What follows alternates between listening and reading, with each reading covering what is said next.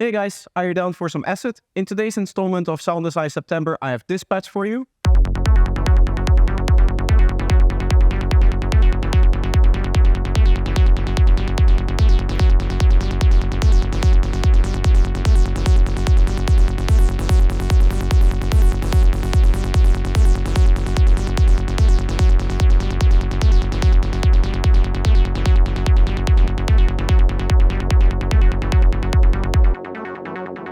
So that will be the patch that we're going to be exploring today. Now I made this patch inside of Faceplant, and the reason for that is because it's a really easy way to explain what is actually going on when you're making acid sounds, because the acid sound is actually referring to a very specific sound design technique, and that is what we can see over here with this filter. So to show that, what I'm going to do is I'm going to make a new group with an analog here. In this case, of course, what we want to do is we want to temporarily turn off all of the effects and the other group as well. And then I'll make a filter. In the other patch, I went with a nonlinear filter for some saturation, but that doesn't really matter, at least not for explaining the basics of what is going on here. So what I want to do is I want to give this low-pass filter a little bit more resonance. And what you'll see when I do that is that we get this kind of sine wave effect over here. And this is literally just this individual frequency being boosted inside of the waveform. Now what happens is, if you turn the filter cutoff up and down, the frequency that is being boosted is changing. So we can really see that in just the speed of the sine wave that is playing. And again, if it goes higher, a higher Q will extend it more. So you have a bit of a Q and then you go more and more and more. And then you get more of an extension of that frequency. And just so that you hear what that sounds like, I'm just going to mess around with the Q and the filter cutoff so that you get an idea for this effect. Let's go a few octaves lower so that we get some more clarity.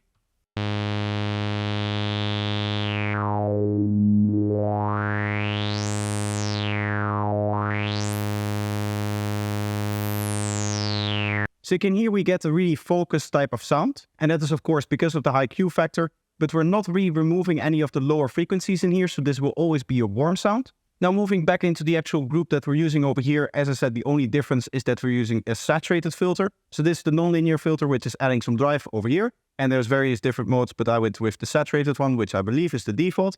And the main reason for that is I'm actually distorting inside of the effects. But before we look into the effects, we quickly have to look at all of the modulations that are in place. What you'll see is that we have two different envelopes. Now you don't have to do it this way. You can use one envelope if you want to. Depends a little bit on the type of sound that you want to go for. But in this case, I'm both modulating the filter cutoff as well as the Q factor. And even the Q factor, you don't necessarily have to modulate. Again, it's going to depend on the type of sound that you're going for. And what this essentially does is it's moving the filter cutoff around very quickly. So that area of focus that we just highlighted is moving around very quickly, which gives it its traditional plucky acid sound.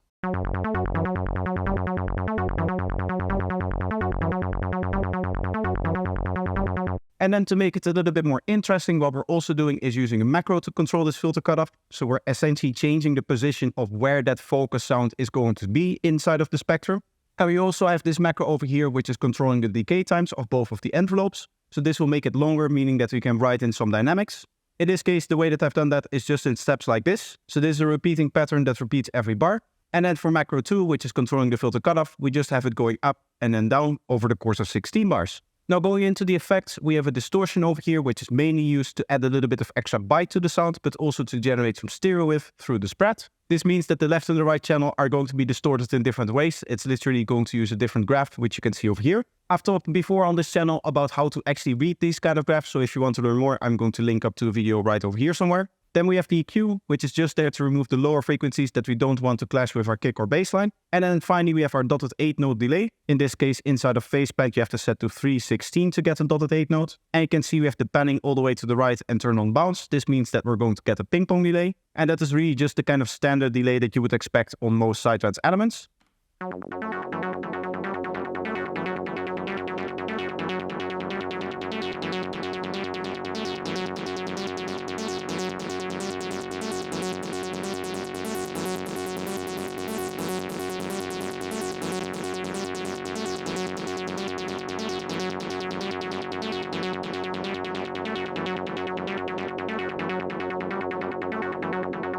So that is the example patch. If you want to use this patch in your track somewhere, you can of course go to my Patreon page where you can support me and you will get access to all of the patches that I'm making in Sound Design September. including the patch that we're going to make now, as we're going to make this idea from scratch. Now I want to use a different synthesizer just to show you that you can do this in whatever, so I'm going to use Vital. And as we said before, the real recipe is just a resonant low-pass filter, which in this case we already have. And all we have to do is take the envelope and make something that is really quick and plucky, so a lower decay time and no sustain. And we assign that to the filter cutoff and have it move up a little bit. And then we'll have a macro for the movements to move it up a little bit more. So let me quickly just copy over the MIDI here.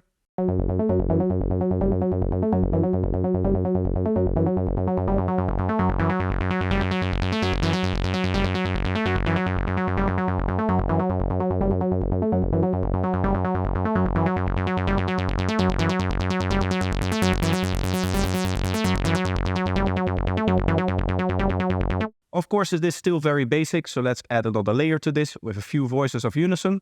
We'll send this through filter 1, of course.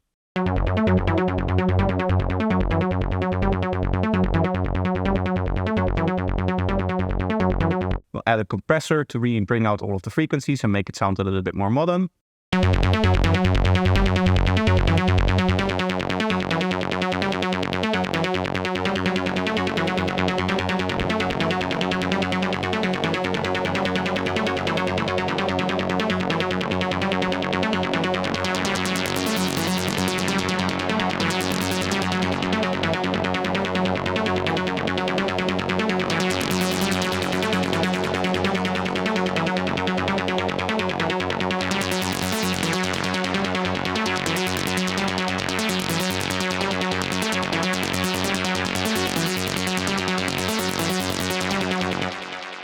Okay, that's sounding nice. Let's add a reverb here.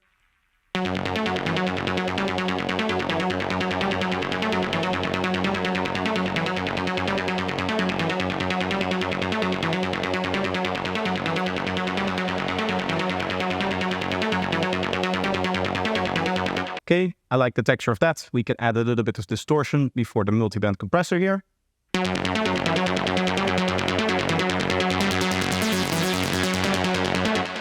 Maybe a little bit more of an aggressive one.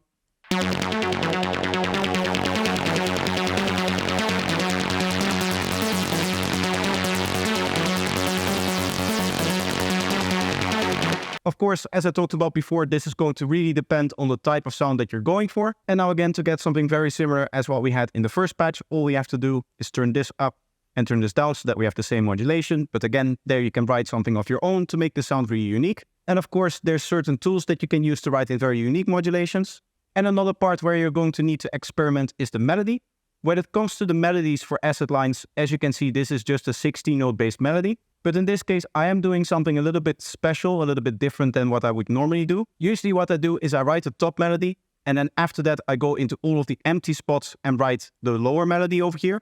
So these are just the root notes of the track. And I'm more there to add dynamics to the sequence and just have it continuously going as opposed to it actually being part of the melody. But in this case, what I did is I wrote this block over here and then I continued writing the top melody and I just decided to duplicate this over to see how that goes. So you can see there's multiple notes that just line up over here and the last one being over here. So that is an interesting technique. That is not something that I would normally do. And I believe in the synth that was originally responsible for acid lines, the Roland TB303, it is not actually possible to play multiple notes at the same time. I might be wrong on that though, so correct me if I'm wrong. So in that case, what you would do is you would probably have to go through here and just disable the notes that are lining up here. And in this case, because it's a 1-bar pattern, we can just duplicate this over. And now we get something like this.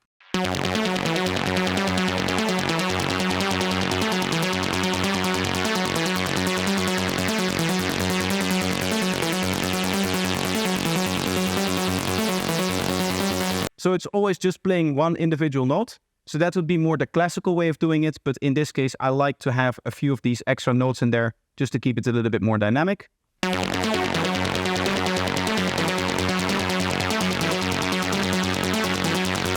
They seem to sum well really nicely together, so that is an interesting idea. But that is going to be it for today. That is everything that I wanted to show you.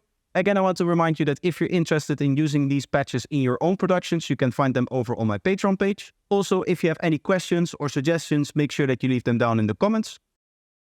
Another way to support the channel is by watching some more of my videos, so I'll leave 2 up on the screen for you to choose from. So just pick one and enjoy, and I hope to see you in the next one. Bye bye.